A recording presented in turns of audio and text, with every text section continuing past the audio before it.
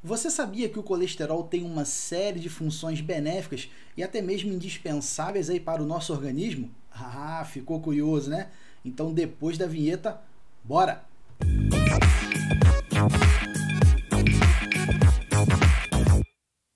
Fala galera ligada no canal Biouniverso 1, tudo bem com vocês? Professor Pedro por aqui. E é isso mesmo, o colesterol ele tem uma série de funções benéficas para o nosso organismo, como por exemplo, participa aí da síntese de vitamina D que ocorre aí no nosso organismo, participa também da síntese dos sais biliares, isso mesmo, da bile, muito importante para a digestão de gorduras, participa aí da síntese de alguns hormônios esteroides, como por exemplo a testosterona, e além disso, o colesterol também atua regulando a fluidez da nossa membrana celular, galera. É isso mesmo.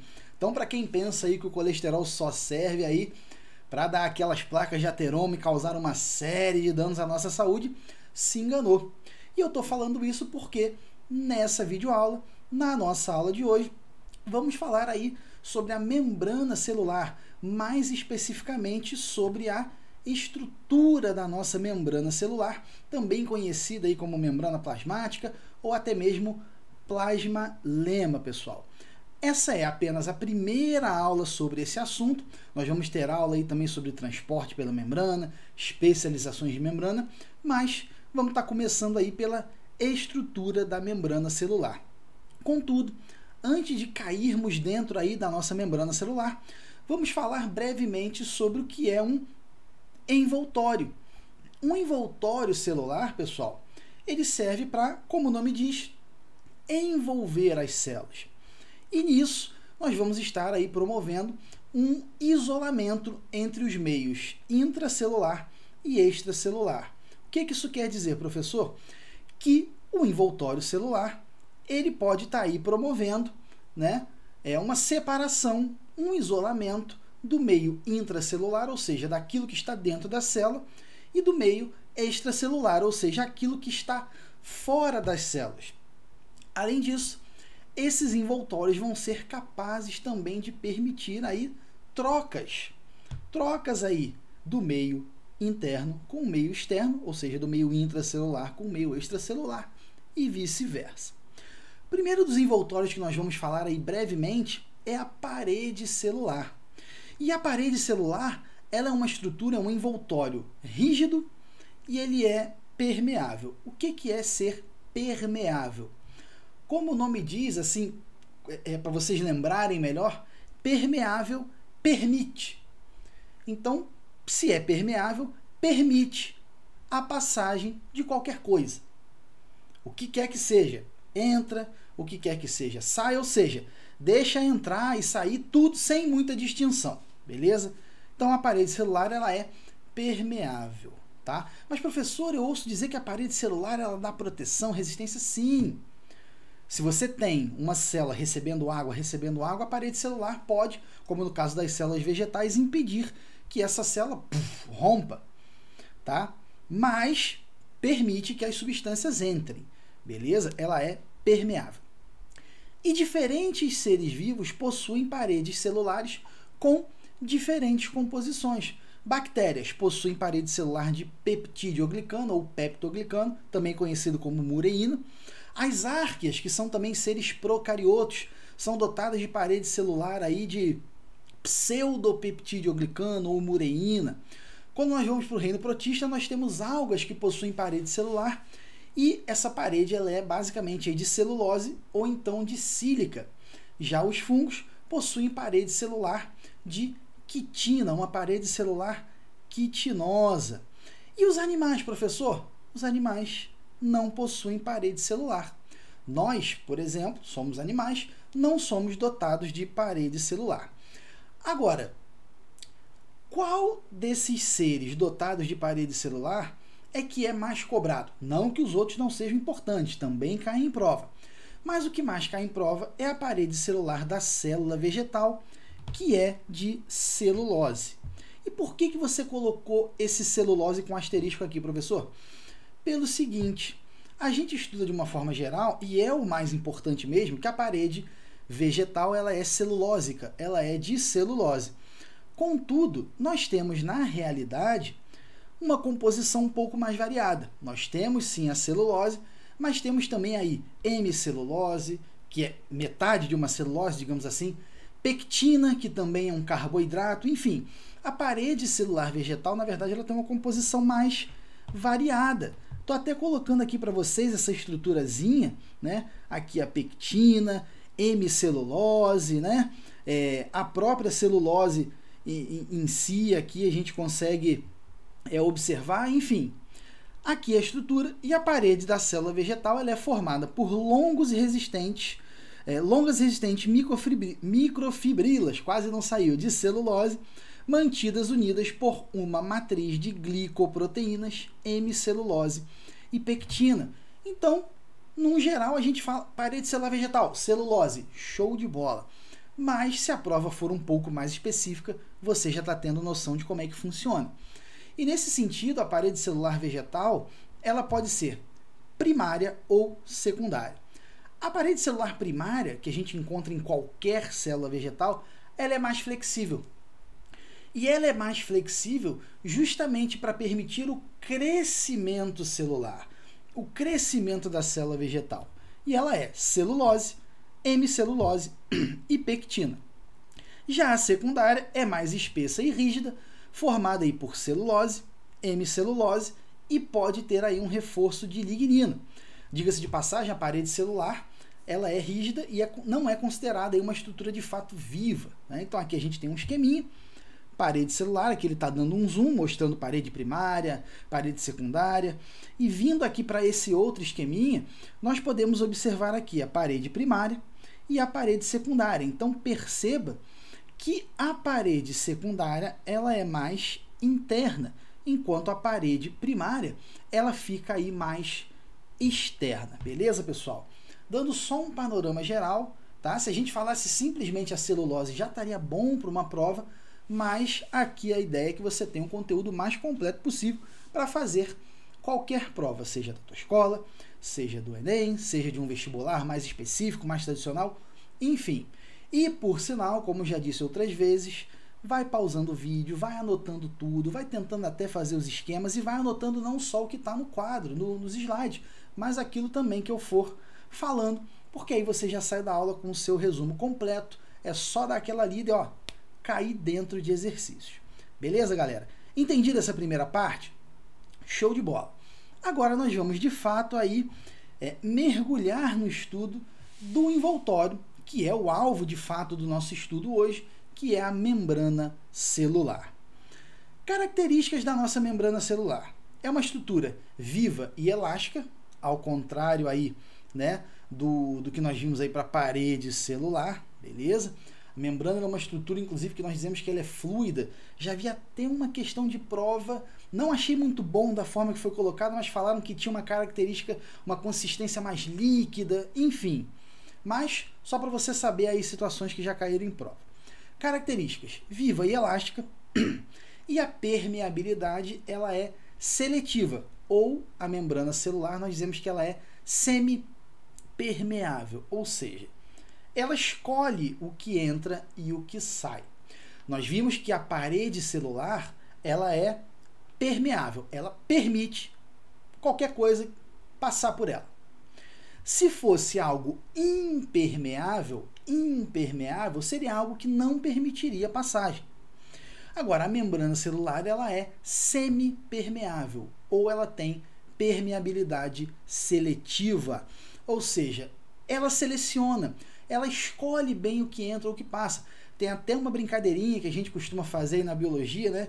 Na sua vida, seja como a membrana plasmática, tenha permeabilidade seletiva, né? Então ela seleciona o que entra e o que sai.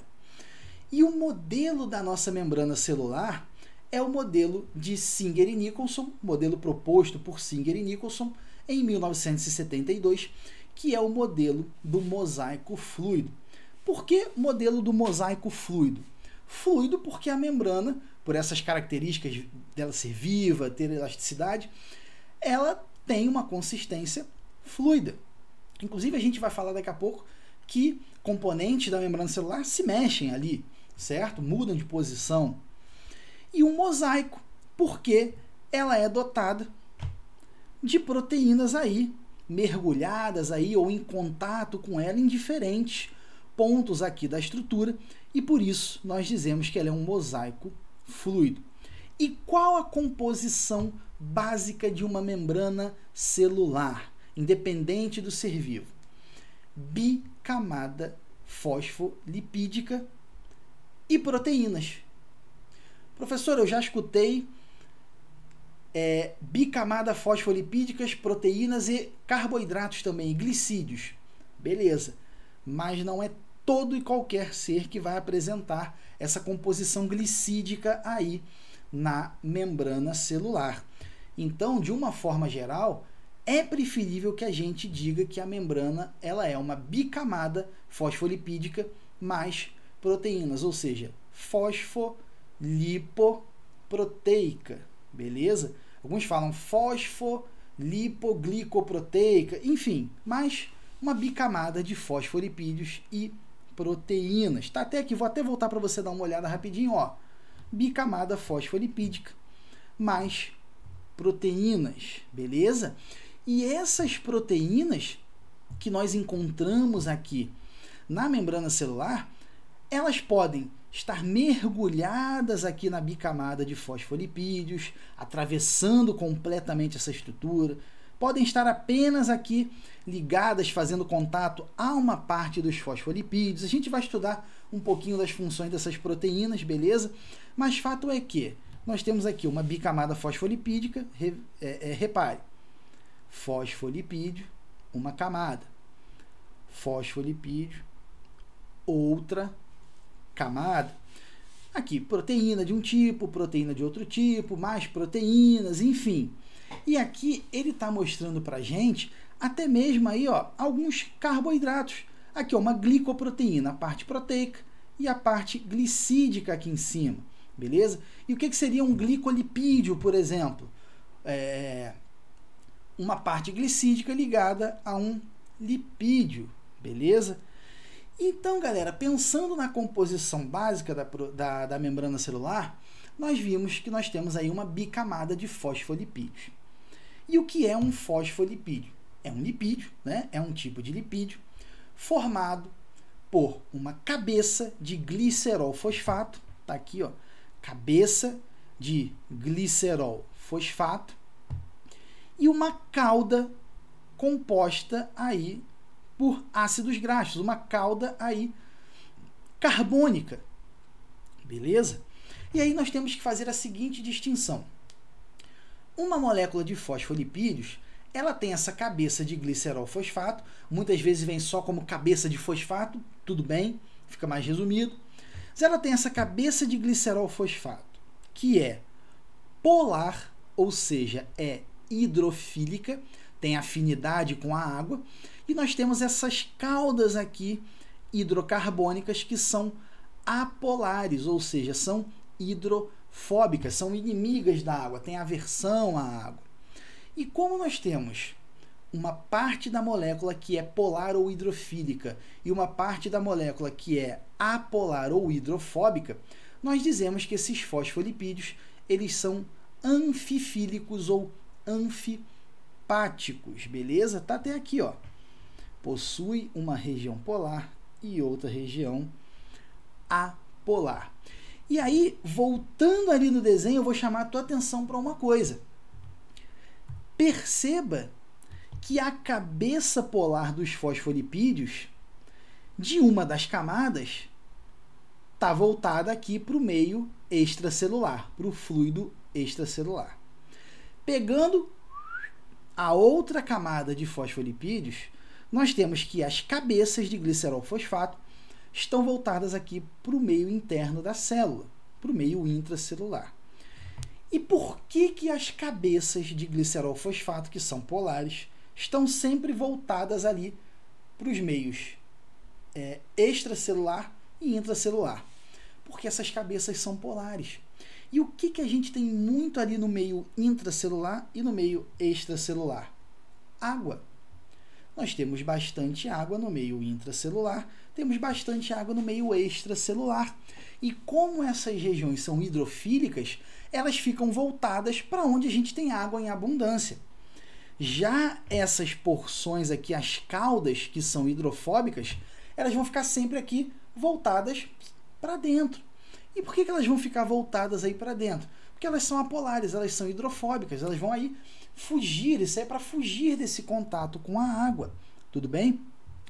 E aí, uma coisa que já caiu em prova em relação aos fosfolipídios é que uma comprovação de que, um experimento para comprovar que esses fosfolipídios eles se mexem, né? Eles mudam de lugar com o passar do tempo. E aí você pega e marca um fosfolipídio aqui radioativamente. Você marcou esse fosfolipídio radioativamente. Agora ele está aqui. Num segundo momento, quando você avalia, ele está aqui. Num terceiro momento, quando você avalia, a marcação radioativa está aqui.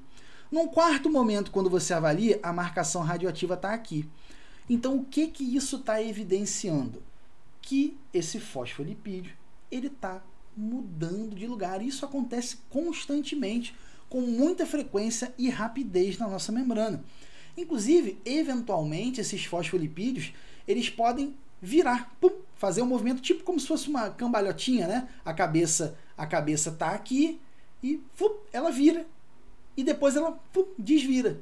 É o que a gente chama de flip-flop. Flip-flop. Movimentos de flip-flop. Virou. Ih, rapaz, aqui tem um meio hidrofóbico. Quero não. Voltou. Movimentos de flip-flop.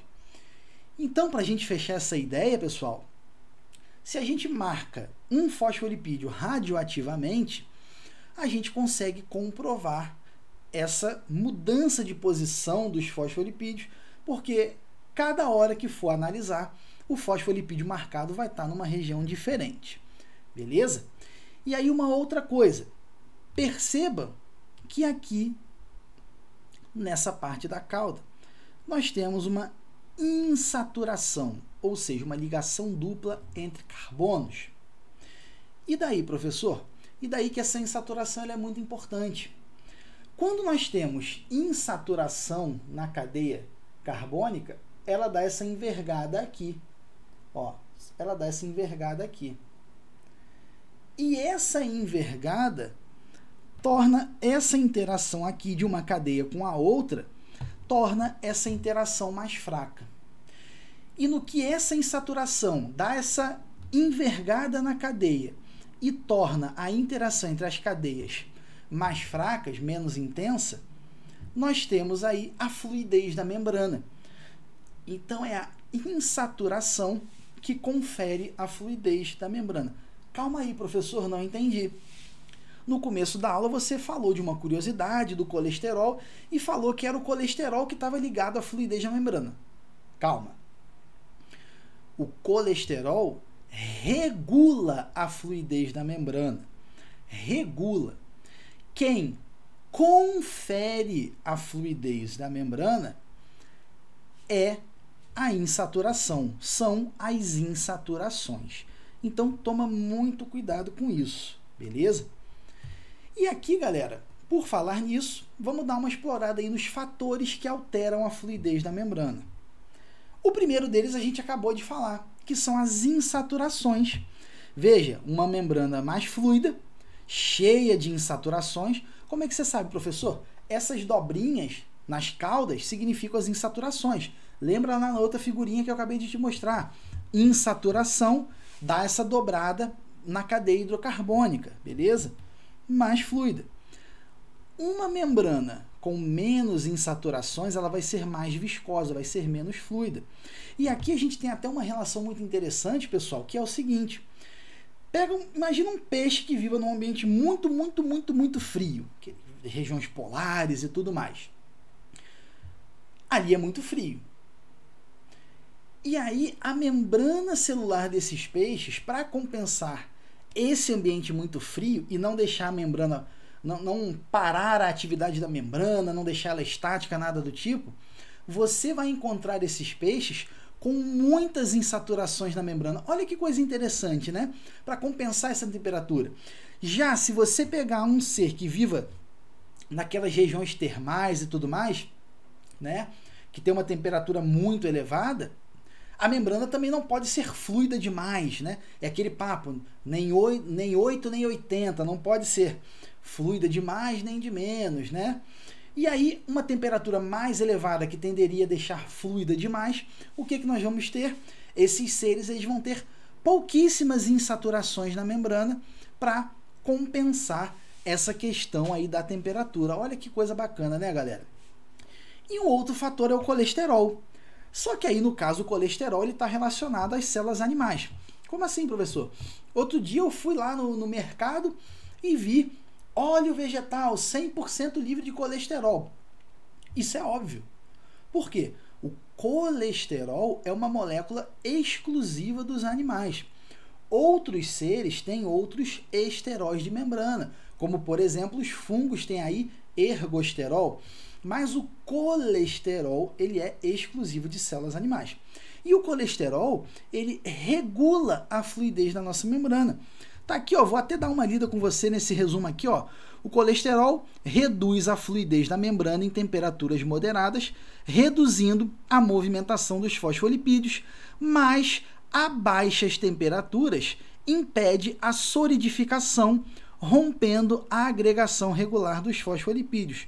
Ou seja, o que o colesterol faz?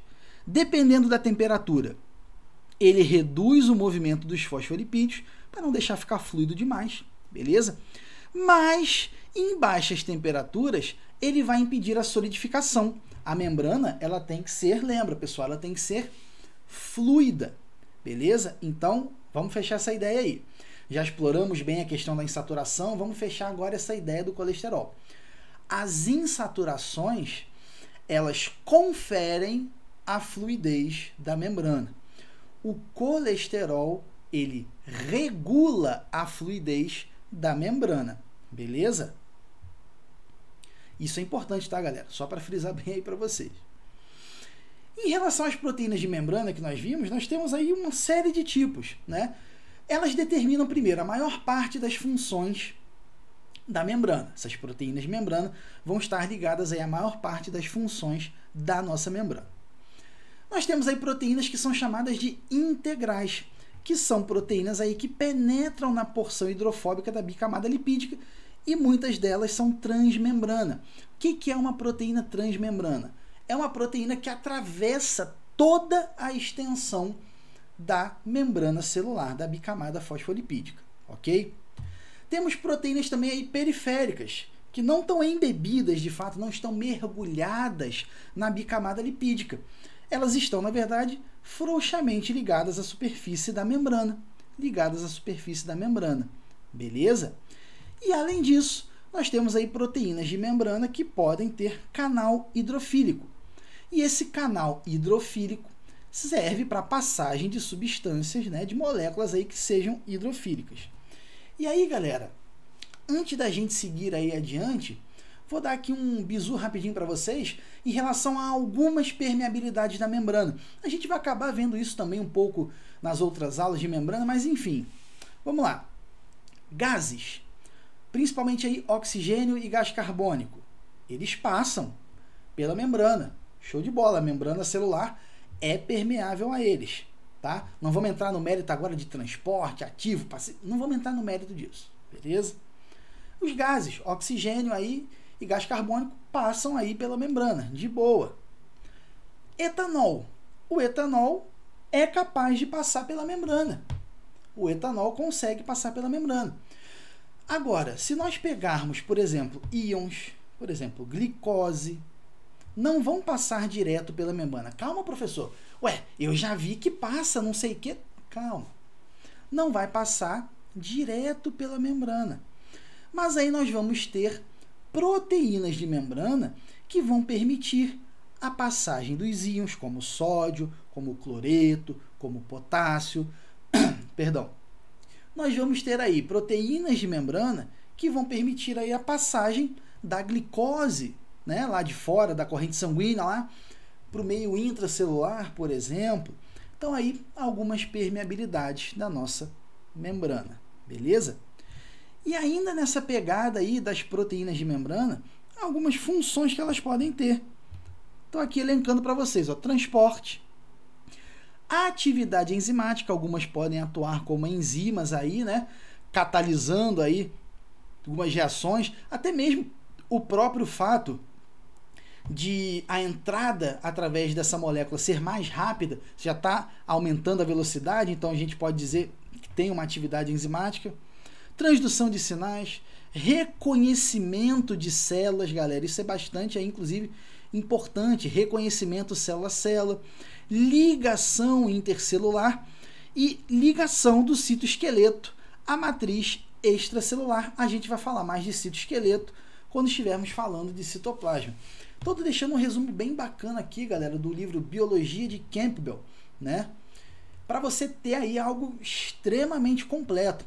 Sem contar também que a gente tem proteínas de membrana aí que funcionam como receptores. Por exemplo, receptores para ligação de um hormônio. Você tem aqui o receptor, o hormônio vai lá, se liga, né, nesse receptor e estimula essa célula a realizar as atividades dela. Então aí uma série de funções para essas proteínas de membrana, beleza? E além disso, nós também temos aí uma estrutura muito importante que nós vamos ver aí em célula animal, mas não vamos ver em célula vegetal, que é o glicocálice ou glicocálix. E o que é isso? Glico vem de glicídio, que é carboidrato. Cálix ou cálice vem de cálice mesmo, porque lembra, né? Dizem que lembra aí o formato de um cálice. E o que é esse glicocálice ou glicocálix? Uma fina malha de carboidratos, glicoproteínas e glicolipídios. Glicoproteína, né, é uma parte glicídica, carboidrato, ligado a uma proteína, e glicolipídio é uma parte glicídica, carboidrato, ligado a lipídio, que envolve e protege a nossa célula. E nesse sentido nós temos algumas funções importantes aí, ó. Proteção contra agressões químicas e físicas do ambiente externo, auxilia na retenção de nutrientes e enzimas, reconhecimento celular. Isso aqui está ligado à rejeição, galera. Professor, quando a gente fala daquele papo de rejeição, né, a um transplante e tudo mais, etc., tem a ver com isso? Sim. O glicocálix, ou glicocálice, ele é muito específico no reconhecimento. Por exemplo, o glicocálix seu, ele sabe que uma célula ela não é sua, ela não é própria do seu organismo. E além disso, ele inclusive sabe que, por exemplo, uma célula de uma parte do teu corpo não é uma célula de outra parte do seu corpo. Sei lá, vou chutar aqui. Se você pega do nada aí uma célula do seu fígado, quem vai fazer isso? Não importa. Você pega uma célula aí do seu fígado e mete lá no meio das células do rim. O glicocálix vai saber reconhecer que aquela célula não é uma célula daquela região lá do rim, beleza? Então falou de reconhecimento celular, da rejeição a um enxerto, a um transplante, está relacionando com o glicocálix, ok? E ainda a atuação como marcadores, como por exemplo do sistema ABO. O que nós temos, na verdade, às vezes a gente estuda como proteína, mas na verdade o que diferencia aí esses aglutinogênios aí dos nossos grupos sanguíneos são carboidratos, beleza? Então essa questão da atuação como marcadores, por exemplo, lá do nosso sistema ABO, sistema sanguíneo, né, se o indivíduo é A, B, enfim, tem relação também com o glicocálix. Então ficar ligado nisso aí, galera. Aqui tem um desenhozinho, ó, carboidrato, beleza? Aqui, ó, uma proteína de membrana ligada aqui, ó, uma glicoproteína, uma fração glicídica ligada aqui a uma proteína, aqui um glicolipídio, né? A gente está vendo um carboidratozinho aqui ligado a uma molécula lá de fosfolipídio da membrana. Então aí glicoproteínas e glicolipídios, e ficar ligado nessas funções aí do glicocálice, porque isso daí já foi cobrado em prova, claro, né? A qualquer momento pode aparecer novamente, sem contar aquela questão aí das estruturas aí da membrana, das insaturações. E para terminar, galera, vou falar aqui um último detalhe que eu acabei esquecendo de falar. Caiu uma vez no Enem uma questão mostrando vários trechos de membrana, vários trechos de membrana, e você tinha que saber qual era a mais fluida. Se eu não me engano, era a mais fluida.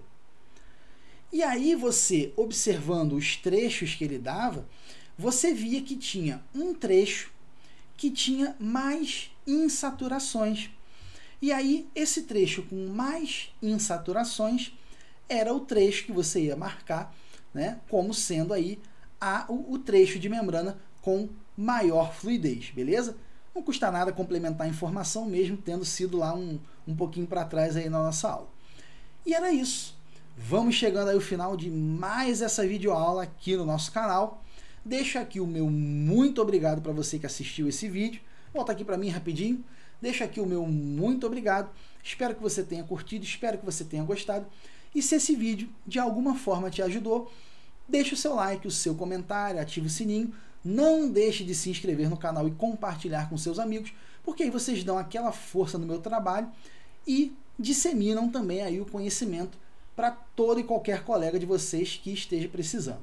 E é isso, pessoal. Um forte abraço para vocês e até a próxima. Tchau, tchau.